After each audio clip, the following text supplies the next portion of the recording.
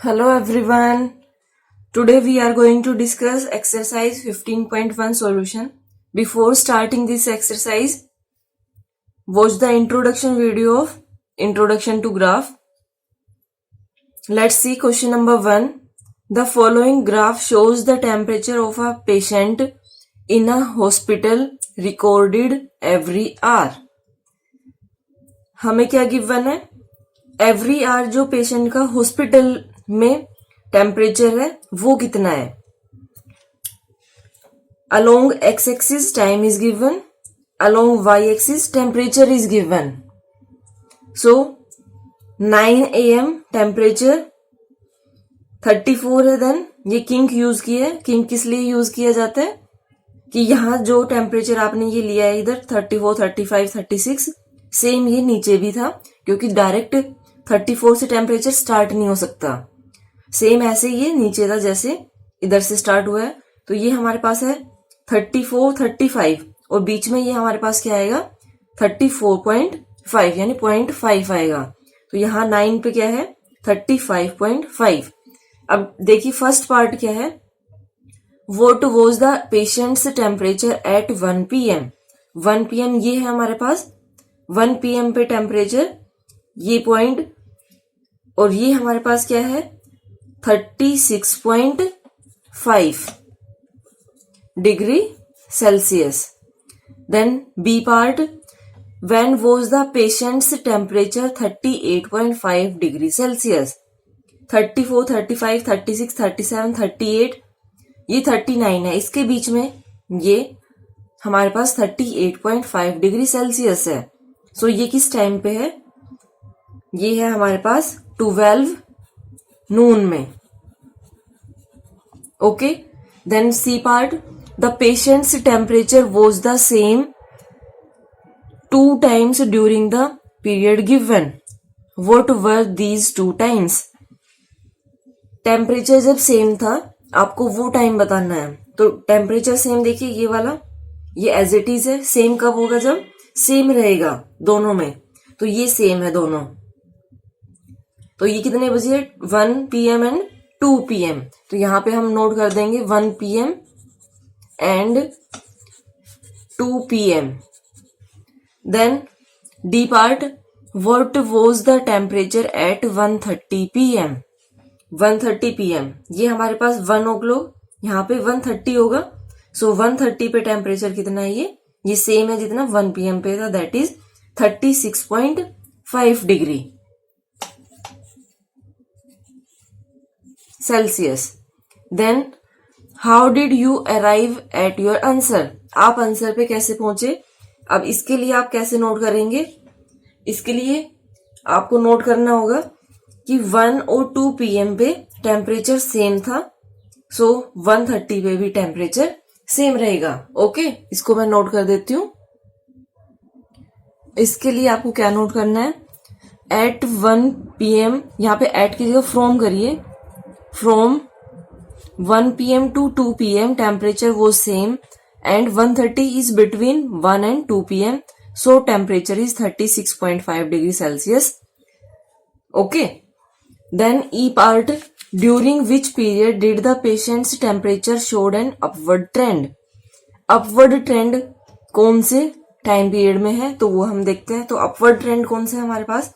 ये देखिए ये अपवर्ड ट्रेंड है यानी ऊपर की साइड है. ये वाला क्या है? ये नीचे की साइड है. और ये क्या है? अपवर्ड ट्रेंड है. ठीक है. तो ये हमारे पास क्या है 9 to. So we will note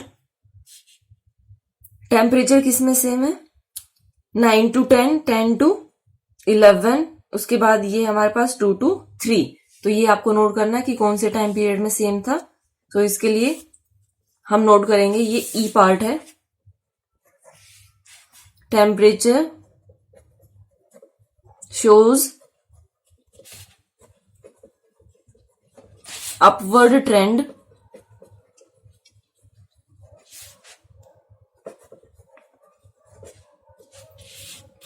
अब इसमें क्या है 9 to 10, then 10 to 11, after that 2 to 3 and 2 to 3 PM. Okay, then next देखते हैं question number 2. The following line graph shows the yearly sales figures for a manufacturing company. What were the sales in 2002 and 2006. तो यहाँ पे आप note करेंगे sales in 2002 में हमारे पास कितनी सेल है, ये 4, और 4 किस में है, ये इन रुपीज करोड़. तो क्या लिखेंगे, in 2002 sales 4 crore. Okay, rupees 4 crore. Then second part में इन 2006 ये हमारे पास है, इसमें 8 rupees 8 crore. Okay, then what were the sales in 2003 and 2005. 2003 में हमारे पास कितनी है, ये देखिए 2, 4, 6, 8 ऐसे है. जब हम स्केल को देखेंगे तो 2, ये वाला 3, 4, 5, 6, ये 7 हो गया. तो 2003 में हमारे पास 7 करोड़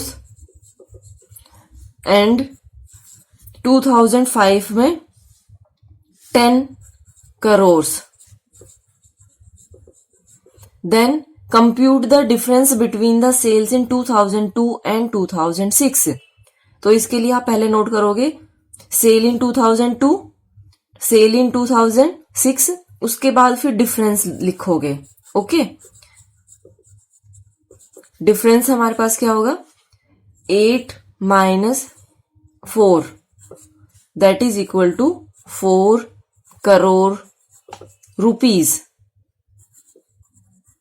ये आपको इसमें नोट करना है. Then in which year was there the greatest difference between the sales as compare to its previous year.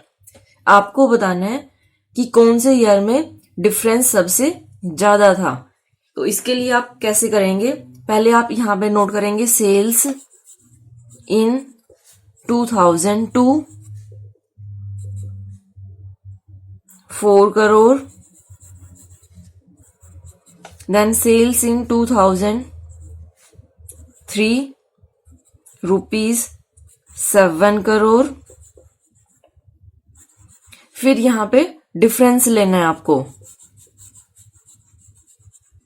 Difference क्या होगा, ये difference of sales in 2003 and 2. ये ऐसे करके आपको पूरा नोट करना है नोटबुक में. 7 minus 4 that is equal to 3 crore. ये हमारे पास रुपीज में है, रुपीज 3 करोड़. ओके, अब सेम आप ऐसे चेक करोगे 4 और 3 के लिए. ऐसे लिखोगे सेल्स इन 2004, सेल्स इन 2003 और फिर डिफरेंस. और मैं डायरेक्ट यहां पे डिफरेंस नोट कर रही हूं. डिफरेंस क्या होगा 2004 एंड 3 का, ये हमारे पास कितना है 6 और ये कितना है 7. तो 7 minus 6 that is equal to rupees 1 crore. Then next difference,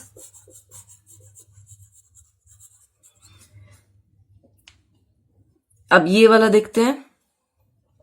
इसमें है हमारे पास 6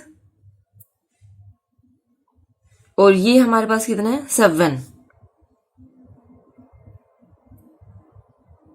ये हमने ले लिया क्या पहले, ये 7 था, ये 4 था. ओके, ये वाला हमने ले लिया लेकिन ये गलत नोट कर दिया. ये है पहले 4 की लेनी है, तो 4 में ये 6 है और ये 7 है, तो ये माइनस में आ रहा है हमारे पास. ठीक है, ये माइनस में है, इसको ठीक कर लेना. ये माइनस में आंसर है इसका, -1 करोड़. यानी इसमें सेल बढ़ी नहीं है, इसमें कम हो गई है, ये डिक्रीज हुई है. देन 2004 टू 2005, इसमें कि हमारे पास क्या होगा 2005 में 10 और 2004 में 6 that is equal to rupees 4 crore. Then ये फिर से हो गई, डिक्रीज हो रही है ये. ये वैसे आपको करने की जरूरत नहीं है, लेकिन फिर भी देखना तो एक बार आपको है। सो इसका डिफरेंस क्या होगा, पहले 2006 की नोट करेंगे। ये हमारे पास 8 minus 10 that is equal to, minus में आएगा तो -2 करोड़। अब आपको माइनस वाला नहीं लेना है, ये और ये इन दोनों को नहीं देखना है। अब इसमें देखेंगे कि सबसे ज्यादा सेल डिफरेंस किस में रहा। तो ये हमारे पास ये 4 करोड़ इसके लिए है, ये 4 करोड़ 10 और 6 करोड़ वाला ये है। यहां पे लास्ट में आप नोट करोगे in 2005 the sales was greatest difference. Okay, या 2004 to 5 ऐसे कर लेना।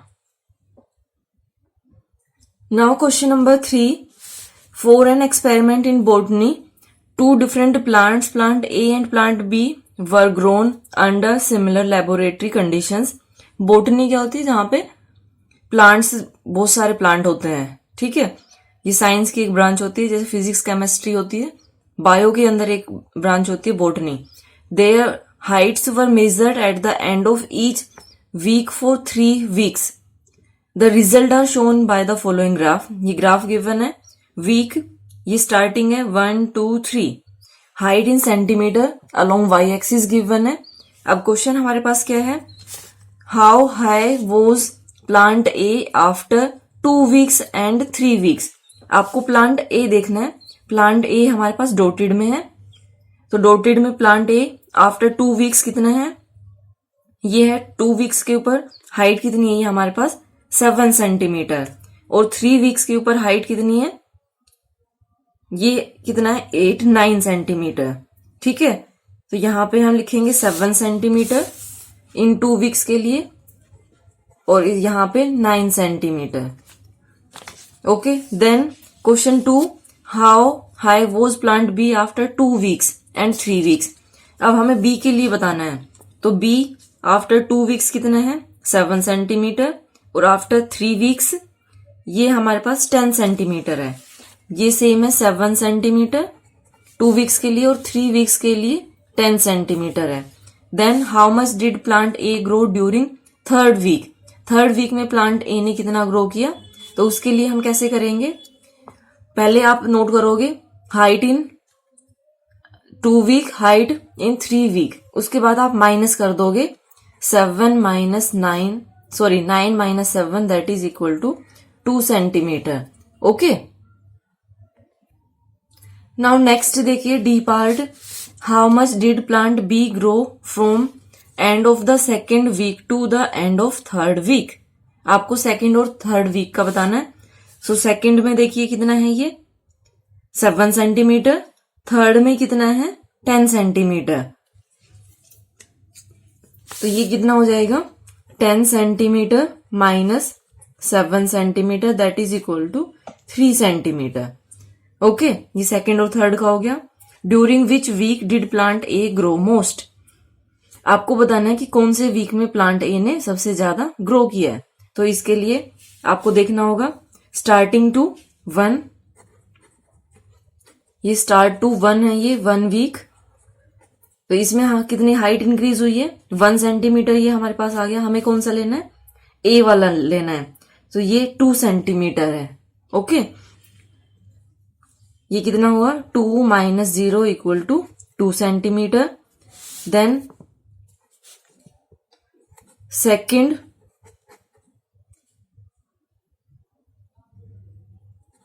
ये नोट करते 1 to 2nd week, इसमें कितनी हाइट इंक्रीज हुई है, ये हमारे पास 2 सेंटीमीटर है, और 2nd week के लास्ट में कितनी 7, तो 7 minus 2 that is equal to 5 centimetre.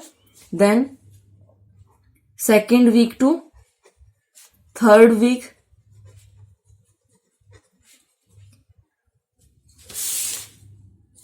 Seven centimetre and 9 centimetre. So 9 centimeter minus 7 centimeter that is equal to 2 centimeter. अब सबसे ज्यादा ग्रो कौन से वीक में किया है आपको बताना है, तो ये किस में किया है, फर्स्ट टू सेकेंड वीक, यानी सेकेंड वीक में। In second week plant A grew आ जाएगा, डिड आया है, the most. Then during which week did plant B grow least. अब इसमें आपको लिस्ट बताना है, तो इसके लिए भी आपको पहले डिफरेंस निकालना होगा। Starting to first week height कितनी है, 0 to 1, यानी 1 - 0 that is equal to 1 centimetre. Then 1 to second week, इसमें हाइट कितनी है, ये 1 सेंटीमीटर है, और सेकेंड में हाइट कितनी है, 7 - 1 that is equal to 6 centimetre. Then third में है, ये 10 है हमारे पास थर्ड वीक में।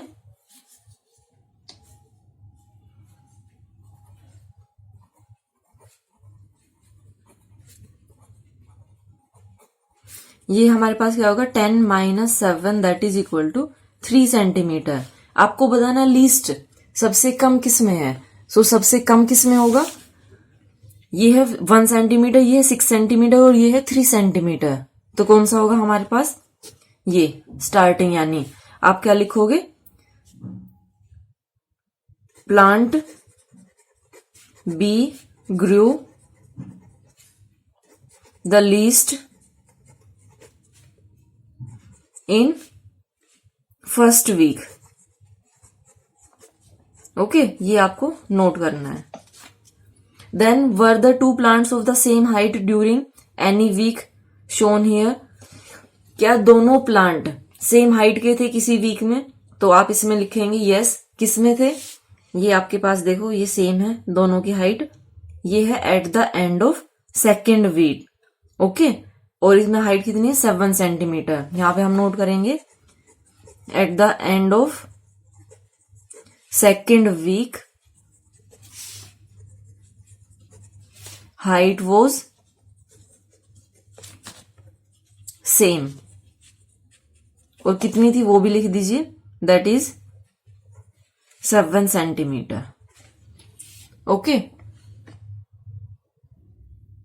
Now question number 4, the following graph shows the temperature forecast and the actual temperature for each week of a day. ये हमारे पास गिवन है। On which day was the forecast temperature the same as the actual temperature. अब इसमें देखिए, forecast temperature वो dotted line में और जो एक्चुअल है वो डार्क लाइन में है। इसमें देखते हैं कि दोनों में सेम रहा हो, कि जो फोरकास्ट किया हो मीन्स जो पहले से बता दिया गया हो टेम्परेचर वो होता है, और एक्चुअल में टेम्परेचर भी सेम रहा हो। तो ये कौन सा डे है वो आप देखिए, सेम, एक तो ये सेम है, ये ट्यूसडे है, तो आप इसमें लिख देंगे ट्यूसडे। देन उसके बाद ये Friday and Sunday. In 3 days में टेम्परेचर सेम था।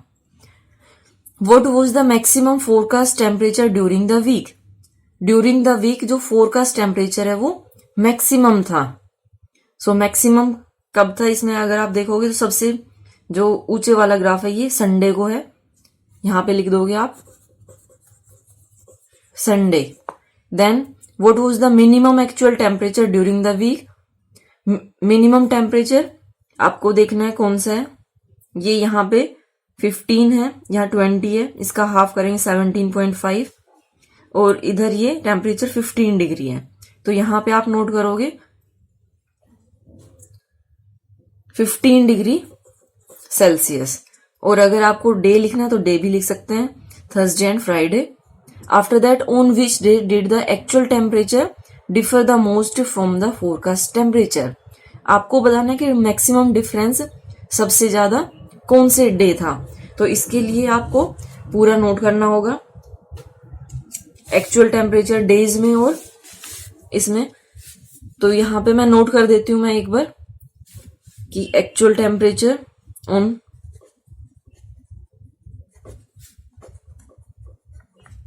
पहले लेंगे संडे को और फोरकास्ट टेम्परेचर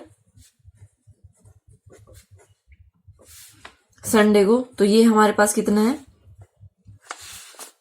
हमने संडे को लिया है सबसे पहले, तो ये सेम था, ठीक है। तो ये आपको लेने की जरूरत नहीं है, दोनों में क्या है 35 डिग्री सेल्सियस, यानी डिफरेंस यहाँ पे लेने की आपको जरूरत ही नहीं है, डिफरेंस यहाँ पे 0 रहेगा। उसके बाद मंडे को ये मैंने नोट कर दिया है। अब इसमें देख लेते हैं हम डिफरेंस किस में क्या है। तो ये फर्स्ट वाला तो आपको लेने की जरूरत नहीं है क्योंकि संडे को सेम था, तो ये नोट करने की जरूरत नहीं है। एक्चुअल टेम्परेचर और मंडे है 17.5 और फोरकास्ट है 15, तो डिफरेंस हमारे पास क्या आएगा 17.5 minus 15 that is 2.5 degree Celsius.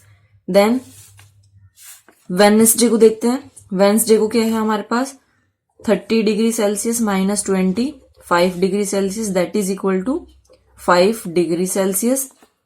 Then Thursday को देखते हैं 22.5 माइनस 15, then we will get 7.5 degree Celsius, and on Saturday 30 degree Celsius minus 25 that is equal to 5 degree Celsius। I think अब आपको आंसर पता चल गया कि मैक्सिमम डिफरेंस फोरकास्ट और एक्चुअल टेम्परेचर कौन से डे था, Thursday. In last we will write maximum difference in forecast temperature and actual temperature was on Thursday. Okay, then question number 5। Question number 5 के लिए use the tables below to draw linear graphs. The number of days a hill side city received snow in different areas, ये हमें given है। दूसरा main and women की population given है वेक village में, ये हमारे पास है। तो इसके लिए ग्राफ ड्रॉ करना है। सो इसके लिए ग्राफ लेते हैं अब हम। ग्राफ में देखिए अलोंग एक्स एक्सिस ईयर्स लिया हमने and along Y axis number of days. अब इसमें देखिए किंक यूज किया क्योंकि 2003 से स्टार्ट हो रहे एकदम। अगर आप नहीं भी करोगे, क्योंकि ईयर्स वाले में किंक नहीं भी यूज करोगे तब भी चलता है। अब लीनियर ग्राफ में आपको बार ग्राफ नहीं बनाना है, सिर्फ डॉट लगा के जैसे ये हमने किए, ये सब लीनियर ग्राफ थे। सो इसको फर्स्ट देखते हैं क्या है। 2003 में 8 डेज, तो नंबर ऑफ डेज हमारे पास अलोंग वाई एक्सिस है, तो 8 डेज हमारे पास ये है, ये 2003। ऐसे करके आपको डॉट भी लगाना है इसमें। देन 2004 में 10, 2004 10 5 5, 2006 12, ये हमने किया। उसके बाद हम इसको ज्वाइन करेंगे स्केल से, अपने आप से आप ज्वाइन कर लेना इसको, ये ऐसे आपको ज्वाइन करना है। उसके बाद स्केल भी नोट करना है, तो अलोंग एक्स एक्सिस लिखने की जरूरत नहीं है, अलोंग वाई एक्सिस नोट करेंगे स्केल हम। वाई एक्सिस में क्या होगा 10 स्मॉल डिवीजन इक्वल टू हमने 1 लिया है, तो 1 small division will be equal to 1/10। Okay, ये हमारे पास स्केल हो गया। नाउ बी पार्ट में देखिए, बी पार्ट में अलोंग एक्स एक्सिस ईयर्स हमने लिया और अलोंग वाई एक्सिस ये हमने पॉपुलेशन इन 1000 ये ली। अब इसके लिए देखते हैं, पहले नंबर ऑफ मैन देखते हैं। इसमें मैंने जो ये लिया है ये 10 11 12 13 लिया है, माना कि ये बहुत पास पास आएगा, लेकिन अगर आपने ये 2 बॉक्स के गैप पे कर दिया तो फिर आपको ये ड्रॉ करना बहुत मुश्किल हो जाएगा। ओके, तो इसलिए मैंने ये 1 पे लिया है। अब देखते हैं फर्स्ट में नंबर ऑफ मैन 12 2003 में, तो 2003 और 12 हमारे पास ये आ गया। देन 12.5, तो जो 5th डिवीजन है वो हमारे पास 12.5 हो जाएगा 2004 में। देन 2005 में 13 ये हो गया। देन 13.2, तो 2006 में 13.2 यानी सेकंड जो स्मॉल डिवीजन होगा ये हमारे पास होगा 13.2। देन 13.5 2007 में, 13.5 ये जो 5th डिवीजन होगा। ओके, इससे इजीली बन जाएगा। अब इसको एक को आपको डॉटेड रखना है और दूसरे को आपको या फिर आप अगर आपके पास पेंसिल कलर है तो पेंसिल कलर से भी करोगे, वो ज्यादा बेटर रहेगा, वो इजीली दिखाई भी देगा। मीन्स आपको दिखाना है कि मैन और वीमेन है तो उन दोनों में डिफरेंस है। ऐसा नहीं कि आपने सेम उससे कर दिया, सेम से नहीं करना है।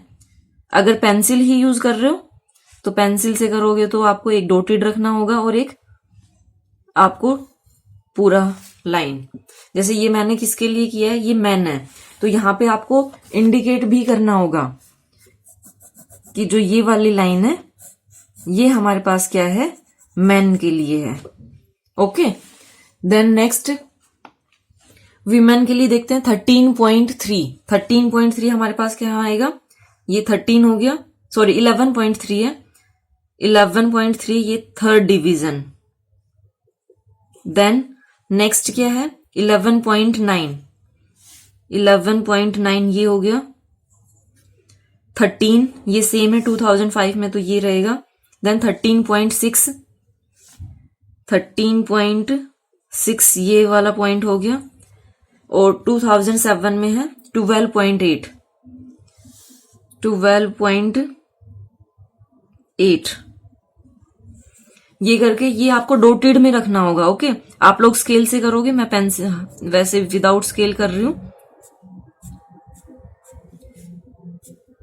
आपको स्केल से करना है ये डॉटेड में, और अगर पेंसिल कलर से करते हो तो उससे अच्छा कुछ हो ही नहीं सकता।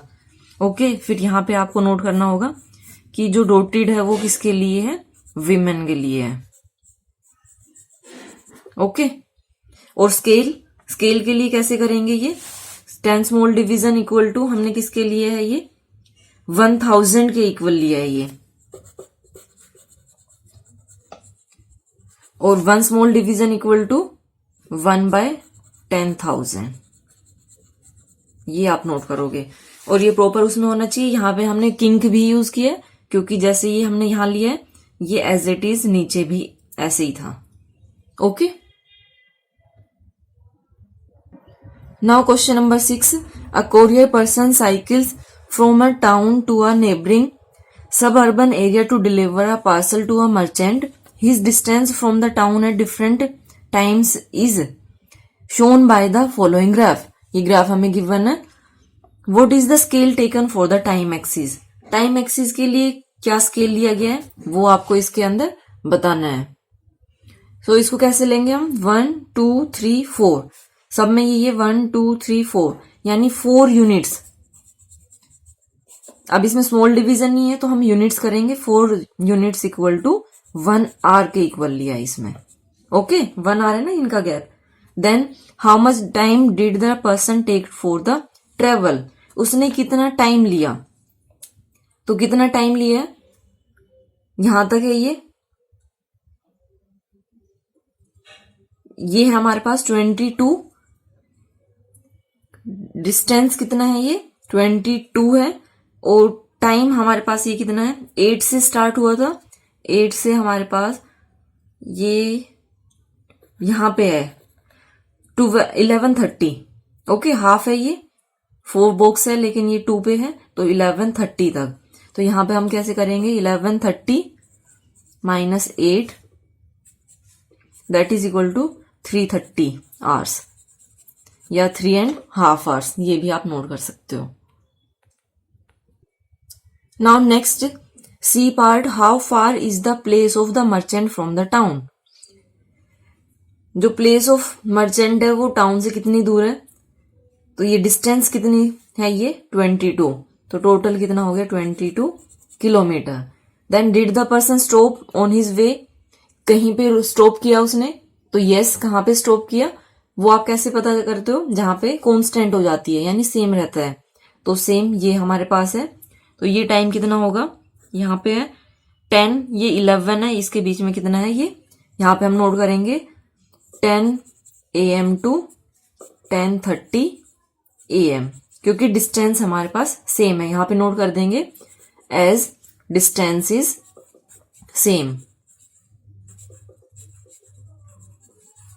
Okay, then during which period did he ride fastest, कौन से पीरियड में उसने सबसे ज्यादा डिस्टेंस कवर किया, उससे हमें पता चलेगा कि सबसे ज्यादा फास्ट कौन से पीरियड में गया। तो उसके लिए आप नोट करेंगे डिस्टेंस कवर्ड इन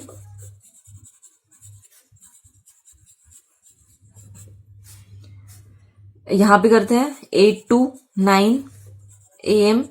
ये हमारे पास कितना है, स्टार्टिंग में 0 था और 9 AM पे 10, तो 10 - 0 that is equal to 10 kilometre. Then 9 to 10 AM, 10 पे कितना है ये 16 - 10 that is equal to 6 kilometre. Then 10 to 11 लेना है हमें। 10 to 11 में हमारे पास क्या है, 11 में अब देखिए ये यहाँ पे है और ये एग्जैक्ट आप इसमें ले नहीं पाओगे क्योंकि ये बीच में है। अगर बीच में लेते हो तो ये 19 लेंगे हम। 19 - 16 that is equal to 3 kilometre. Then 11 to 12 noon that is equal to, अच्छा 12 नून तो है ही नहीं, ये हमारे पास 11:30 है, तो 11:30 कर लेते हैं। इसमें कितना डिस्टेंस कवर किया है ये 22 - 19 that is equal to 3 kilometre. लेकिन ये चीज ध्यान देना, ये 12 नून नहीं है, ये 11:30 है, मीन्स ये हाफ आवर में 3 किलोमीटर किया है। ओके, ये हाफ आवर में किया है 3 किलोमीटर और बाकी सब में ये 1 आवर में है। तो सबसे ज्यादा डिस्टेंस कवर कब किया है उसने, 8 to 9 AM। Okay, this is answer. Now last question देखिए, can there be a time temperature graph as shows, justify your answer. So इसमें आपको बताना है कि जो ये गिवन है ये पॉसिबल है या नहीं है। अब फर्स्ट देखते हैं टाइम और टेम्परेचर, कि टाइम भी इंक्रीज हो रहा है और टेम्परेचर भी इंक्रीज हो रहा हो। ये ग्राफ क्या है कि अगर हम टाइम इंक्रीज करते हैं तो टेम्परेचर भी इंक्रीज हो रहा हो। क्या ऐसा टाइम होता है? तो इसके लिए आप बोलोगे कि यस ये पॉसिबल है। कैसे? अगर आप देखते हो सुबह के 8 AM to 12 नून, तो इस टाइम पे टाइम भी इंक्रीज हो रहा है और टेम्परेचर भी इंक्रीज हो रहा है, मीन्स ये क्या हो गया, पॉसिबल हो गया। तो यहां पे आप नोट क्या करोगे, yes this is possible, as time increases temperature also increases. Then second में देखिए टाइम बढ़ रहा है लेकिन टेम्परेचर डिक्रीज हो रहा है, तो टेम्परेचर डिक्रीज कब होता है? अब इसको आप ले सकते हो 6 PM टू रात के, अगर हम लेते हैं 12 नाइट, ये वाला पॉसिबल है। देन थर्ड देखते हैं कि टाइम हमारे पास सेम हो लेकिन टेम्परेचर इंक्रीज हो रहा हो, तो टाइम तो फिक्स नहीं हो सकता ना। इसमें देखो टेम्परेचर इंक्रीज हो रहा है, मीन्स ये क्या शो कर रहा है कि टेम्परेचर इंक्रीज हो रहा है, लेकिन टाइम के ऊपर अगर आप देख रहे हो तो टाइम तो सेम है। तो क्या ऐसा होता है कि एक ही टाइम में डिफरेंट टेम्परेचर आ जाए? तो टाइम तो फिक्स हो ही नहीं सकता। So this is not possible. We will write time constant at a particular time different temperature is not possible. Okay, ये आपको नोट करना है हर क्वेश्चन में जो मैं बोल रही हूँ। देन फोर्थ पार्ट में क्या है कि टाइम है, टाइम इंक्रीज हो रहा है और टेम्परेचर कांस्टेंट हो, तो ये पॉसिबल हो सकता है कि किसी एक टाइम पीरियड में, मान लो आप लेते हो गर्मियों में 12 टू अगर 3 PM लेते हो, तो टेम्परेचर ऑलमोस्ट कांस्टेंट हो सकता है। ठीक है, तो वो दिन में किसी भी टाइम पे हो सकता है। तो आप नोट करोगे yes time and temperature, time as time is increases temperature can be constant, this is possible. Okay, ये आपको नोट करना है। Thank you so much for watching my video and have a great day.